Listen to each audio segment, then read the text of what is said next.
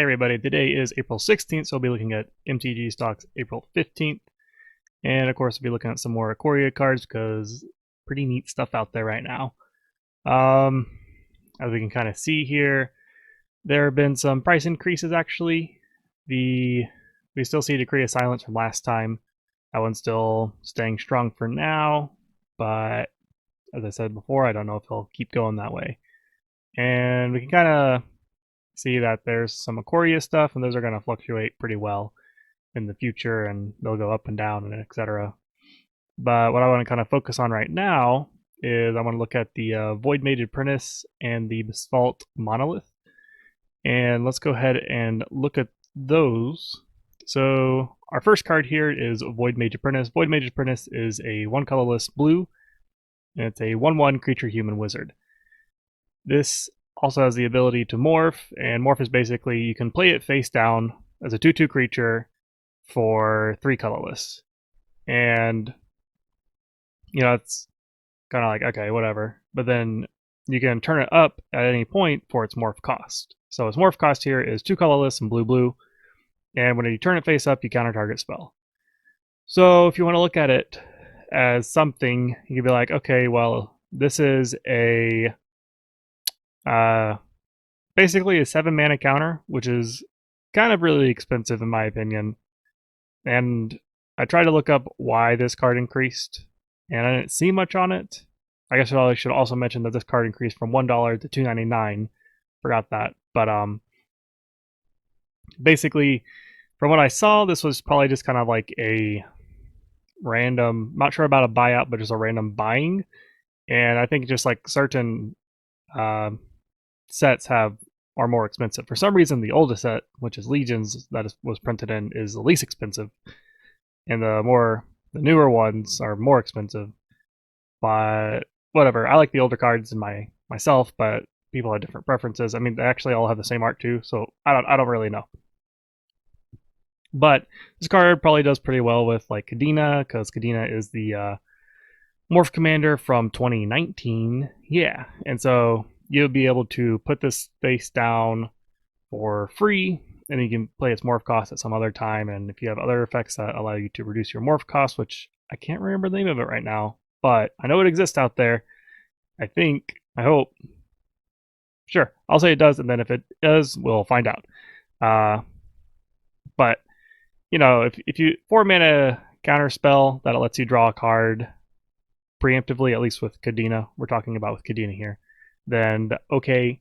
And if you could get this morph cost down through other means, then a 2 mana, or basically it'd be the same as a counter spell. So yeah, sure, very convoluted, but that's just more for you in general. I didn't really see a point of the price spike, but there it is. Kind of went over it. So let's go ahead and move on to our next card here.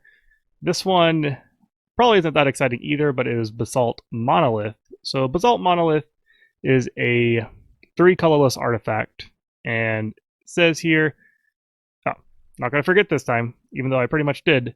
It went from 420 to 798, and the reason for this is, let's read this. Basalt Monolith doesn't untap during your untap step.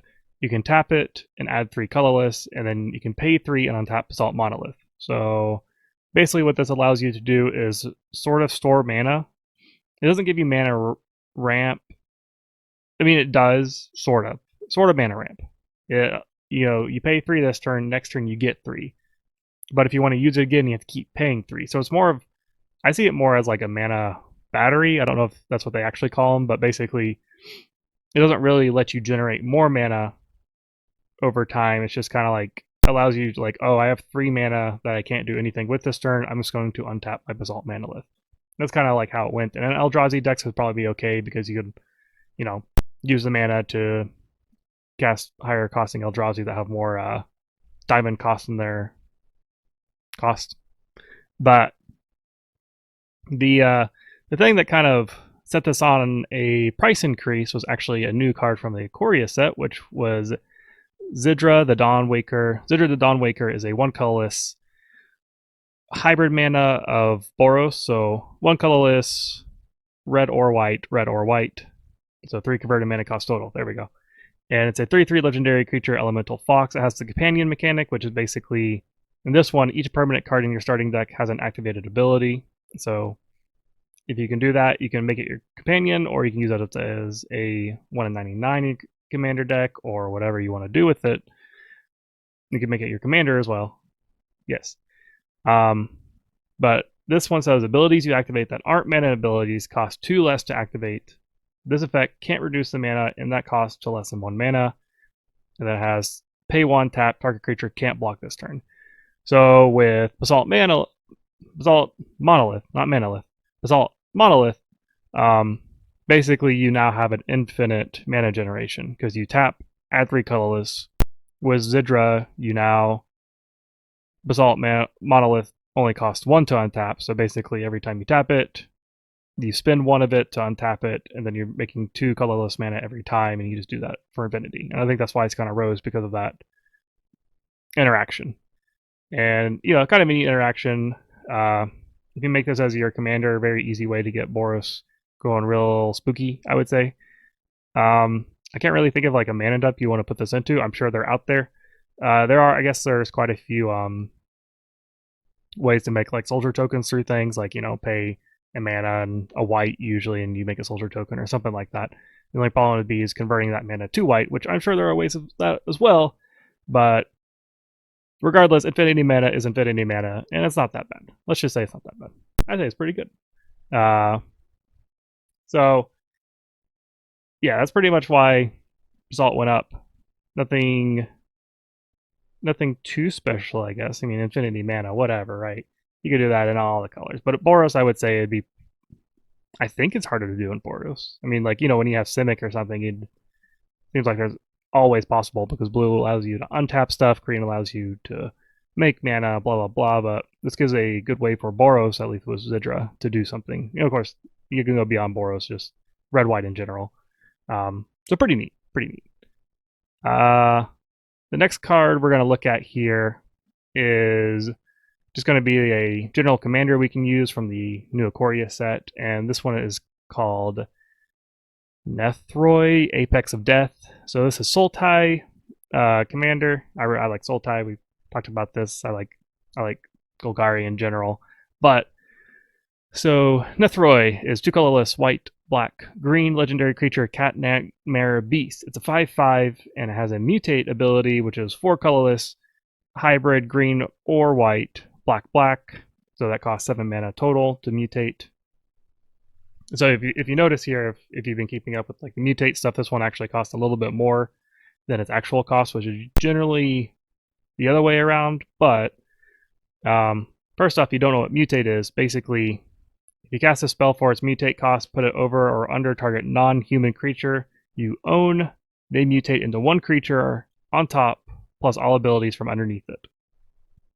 So for instance, we talked about this last time, but if you put Nethroi on top of a creature as a mutate, you become a Death Touch Lifelink 5/5, and whatever other abilities the other creature has. If you put Nethroi underneath that creature, let's say that creature's a 6/6, then basically it'd be a 6/6 Death Touch Lifelink, and whatever other abilities that creature that you put on top is. So whatever creature's on top is the main creature to look at. But the main thing here, besides its Death Touch and Lifelink, is when it mutates, return any number of target creature cards with total power 10 or less from your graveyard to the battlefield. Holy smoly, right? I mean, that's crazy. This is, for a dredge deck in general, this is really, really good, because now you're getting out a bunch of creatures real quick. Well, quick in the sense of you have to pay 7 mana for it, but that's really, really good in my opinion still. The other thing is that how mutate works. So when you mutate this to a creature, you know, it gets its mutate effect off. But if you mutate another creature to the creature that you've already mutated, then its mutate effect will go off again. And so let's say you put Nethroi out and mutate it on a creature, you get creatures with total power 10 or less from your graveyard to the battlefield. And then from there, You're like, okay, that's fine. We can now mutate it again and use that effect again. And it's pretty crazy in my opinion. And when I read this the first time, I thought it was converted mana cost is actually power, which could potentially be more powerful, honestly, depending on what kind of creatures you're getting out. Um, the couple of cards that I was looking at here that I thought would be interesting is one could be if you wanted to do like a low power. I was thinking low converted mana cost, but low power creatures. So, like an easy one to think for me is Ornithopter. It's a 0 mana, 0/2 flying creature. So if you have a bunch of 0 power creatures in your graveyard, Nethroy, you can just bring all those out for free, including whatever else you have in your graveyard. So I don't know how many 0 power creatures there really are. There's probably enough, but that's where really, really good things can happen, I think. The other thing is that I wish this kind of worked, but it doesn't. It's probably for a good reason. But another creature I was looking at is Mccoy Law, and this would be kind of neat having a low power deck and then having something like Mccoy Law come out. Mccoy Law, he basically costs 5. He has Devour 2, and Devour 2 is when he comes out of the battlefield, you sacrifice X number of creatures, and he comes into play with X times 2 +1/+1 counters. So if you sacrifice 3 creatures, he comes into play with 6 +1/+1 counters. And then at the beginning of your upkeep, create a 1/1 Saproling creature token for each +1/+1 counter on Mccoy Law. I really like this card, but basically, if he has 6 +1/+1 counters on him, he's a 10/10 that makes 6 1/1 Saprolings each turn. I think he's crazy. He's probably not, but I really like him. But the other thing here is that the thing to be a bit careful about is that with Nethroy's ability, since everything enters the battlefield at the same time, Mccoy Law can't actually devour other creatures that have come out. So you would have to mutate Nethroy, get out a bunch of creatures, and then cast Mccoy Law. And that can be kind of dangerous in the sense of you're using a lot of resources on your board. You would want to use up more creature tokens to the sacrifice if you can. But that I think it's a cool idea to get a bunch of low power creatures in Mccoy Law and eat them and then make a bunch of tokens. There's other ways to do it, of course. I was thinking about it, and another kind of cool thing with 0 power is there's also Golgari Grave Troll, which I believe is a 0/0. So you can actually bring him out with Nethroy, and as long as you have at least, a couple of other creatures in your graveyard, or Golgari Grave Troll will come out with some +1/+1 counters, and he's a free cost for Nethroy in the sense of you can bring out other creatures, including him. So I think it's really neat interaction there. Usually you don't put Golgari Grave Troll in your battlefield, but because you usually want it for the dredge. But I mean, still, if you need a blocker or something, or if you have a lot of creatures in your graveyard and you just want to bring them out, you can do that as well. The kind of last card I wanted to talk about for Nethroy that's pretty useful is Elam Lich. He has 4 power here, but this is one of your huge dredge engines, I would say, for dredge decks. And basically, if you would draw a card, you instead look at the top 3 cards of your library, put 1 in your hand, and the rest into your graveyard. So this allows you to, if you really need an answer, he helps you look through and find something you need, but also you're discarding 2 cards every draw. So if you were to draw, during your draw step, you draw a card, whatever, you now look at 3, discard 2, take 1. The other thing is that you, if you draw 2 cards on your turn through some other ability, then you're now looking at 6 cards, discarding 4, and putting 2 into your hand. So it's dangerous because you can mill yourself out, but when you're a dredge deck, you don't care if you die through dredge because it's great. Love it. Fantastic. But really neat card. Really liking Nethroy. I mean, I don't think he doesn't even have to be your commander. He could just be a 1 in 99 and still be pretty good in my opinion. So, off the Abzan, let's go ahead and, because I kind of skipped this color before, but now we're going to look into it a little bit. We're going to look at Kelsien the Plague. Kelsien the Plague is a Mardu color creature, so he has red, white, black, and he is a legendary creature, human assassin. It's a 2/2. He has vigilance, haste, and he gets +1/+1 for each experience counter you have. He has tap, deal 1 damage to target creature you don't control. When that creature dies this turn, you get an experience counter. So when we look at this, he basically is like, okay, what we want to do is maybe go Voltron, because you get +1/+1 for each experience counter you have. And the thing about experience counters, if you don't really know, is that it's so if Kelsien dies, and let's say you had two experience counters on him, when you bring him back out, those experience counters still exist on you because they're not on the creature, they're on you. So unless someone uses something like a Sun Cleanser to get rid of them, which probably not, because not very many people will run that, but this allows you to basically always have +1/+1, or allows you to always have experience counters, I should say. So Kelsien becomes really nice because first off, he has haste, so if someone has a 1/1 on the battlefield, like a Llanowar Elf or something, then you can just immediately bring him out, kill him, get a +1/+1 counter on him, or +1/+1 experience counter on him. Hard to say. Now he's a 3/3, and then the other thing is that when you start doing that, you can really you can do probably very annoying things with this guy. You can keep untapping him and pinging people, and you're like, okay, well, 1 damage isn't that much. And of course, the thing to do with that is to give him or her, not sure, but give them Death Touch. And so one of the cards that I'm thinking of right now is Archetype of Finality. This is a 4 colorless black enchantment creature Gorgon. It's a 2/3. So creatures you control have Death Touch. Creatures your opponents control lose Death Touch and can't gain or have Death Touch. So this is a more expensive one because that costs 6. This is a very annoying way to always make sure your commander has Death Touch, regardless how many times you bring him out.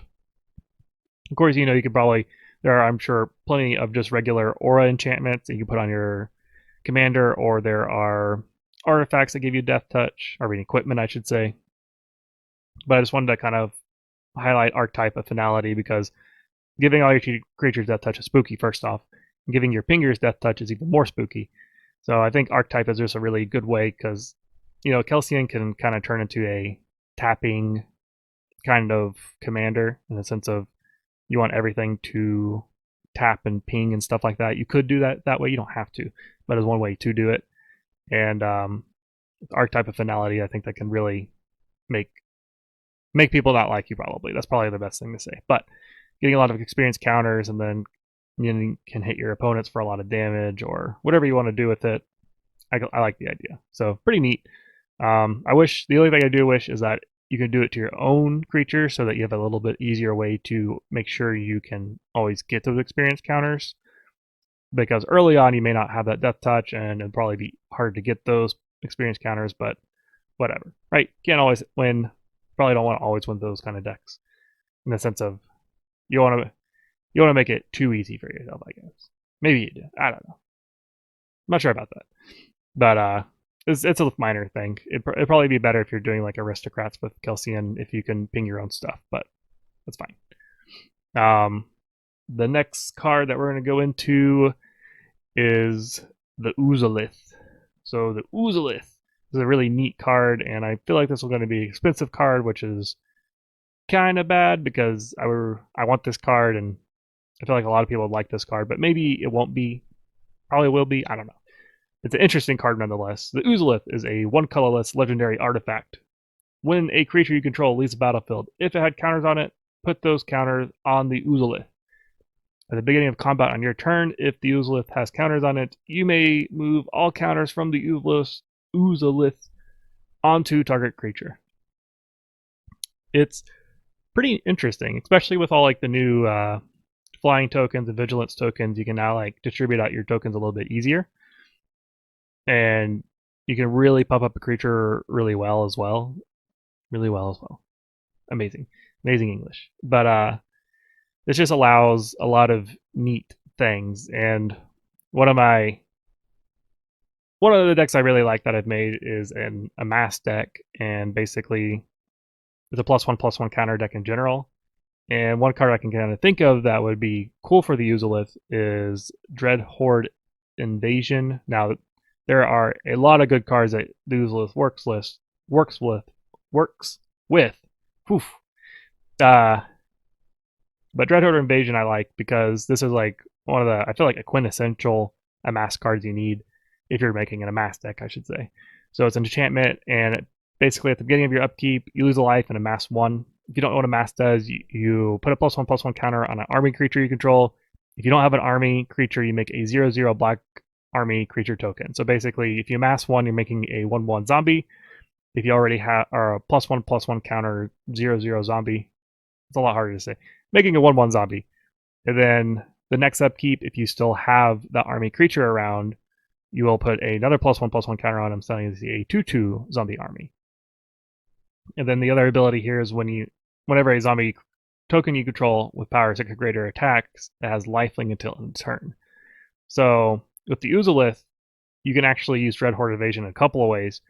You can basically make a token, sacrifice that creature off.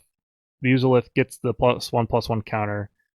Combat, you put that +1/+1 counter on another creature, and then you can kind of do whatever with it. And what's neat is that if you were to sacrifice off, or that other creature dies, and let's say if it has 5 or 6 +1/+1 counters on it, Dread Horde Evasion comes out with its new zombie, and then at the beginning of combat, you put all your amass tokens on that new zombie army. Now you have like a 6/6 or 7/7 zombie army creature, and so it's kind of neat. You know, if someone board wipes you and the Uzolith is still around, and you have a +1/+1 counter deck, I think it's just, I feel like it's almost an auto include because you're really accumulating a ton of value on that.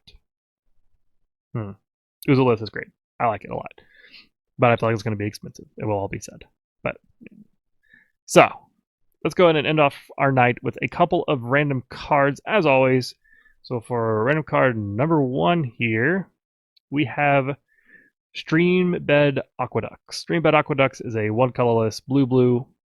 It's a 2/3 creature Merfolk Scout. He has tap. Target Merfolk creature gets +1/+1 and Island Walk until end of turn.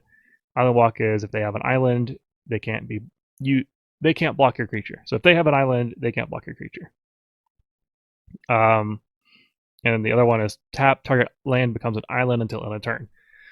So I've made a Merfolk deck, and this card is actually pretty decent because, first off, blue is, I mean, I don't know about like regular commander. Like I think in CEDH is like almost always, but maybe probably in higher power commanders, not technically CEDH, but just higher power commander games, you're going to probably see a lot of blue just because blue is very powerful.